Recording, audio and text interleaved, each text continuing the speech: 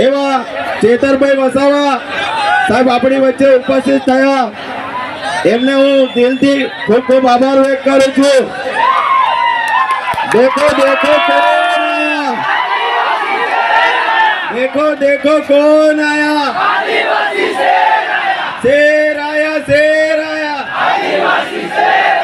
शेर आया, शेर आया।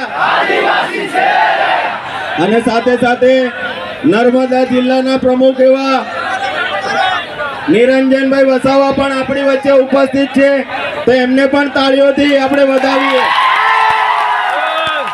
અને આપણા દાહોદ જિલ્લાના 3 જિલ્લાના સંગઠન મંત્રી એવા નરેશભાઈ બારિયા સાહેબ ને પણ તાળીઓથી વધારીએ।